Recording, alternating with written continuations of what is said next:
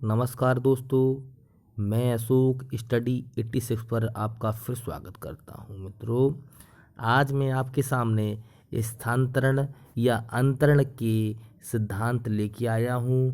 क्या होता है, चर्चा कर लेते हैं। अधिगम स्थानांतरण क्या होता है? अधिगम अंतरण या स्थानांतरण के मुख्य 3 नियम हैं। सकारात्मक, धनात्मक स्थानांतरण। पहला तो सकारात्मक स्थानांतरण, नकारात्मक स्थानांतरण और शून्य, 3 प्रकार होते हैं। चर्चा कर लेते हैं।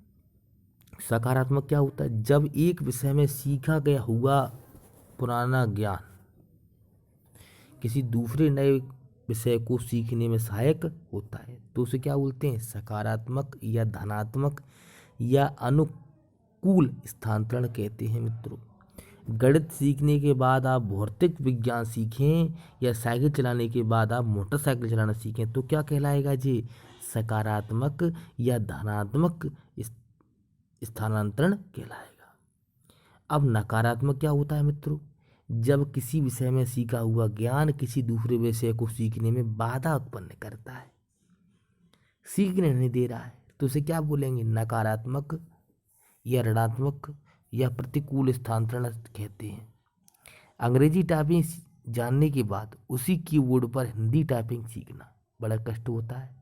आप अमेरिका में गाड़ी चलाना सीख लें और फिर भारत में आके चलाएं तो दिक्कत होगी, क्योंकि अमेरिका में जो कार होती है वो हमेशा लेफ्ट की तरफ उसकी स्टीयरिंग होती है और भारत में राइट की तरफ स्टीयरिंग होती है, तो दिक्कत आएगी।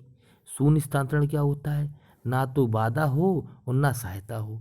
जब एक विषय का सीखा गया ना तो बाधक हो और ना ही सहायक, तो उसे शून्य स्थानांतरण कहते हैं। खाना बनाना और कार चलाना दोनों ही अलग अलग विषय हैं, जो एक दूसरे में ना तो सहायक होते हैं और ना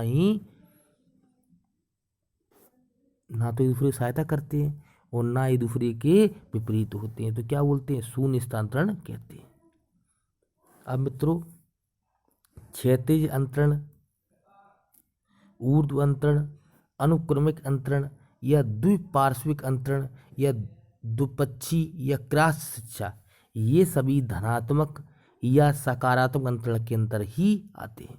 परीक्षा में क्वेश्चन आता है कि ये क्षैतिज अंतरण, ऊर्ध्व अंतरण, अनुक्रमिक अंतरण या द्विपार्श्विक अंतरण ये किसके अंतर्गत आते हैं? तो ये मित्रों, ये किसके अंदर आते हैं? सकारात्मक धनात्मक स्थानांतरण के अंदर आते हैं। इसके शैक्षणिक महत्व क्या हो सकते हैं मित्रों? देख लीजिए, चर्चा कर लेते हैं मित्रों।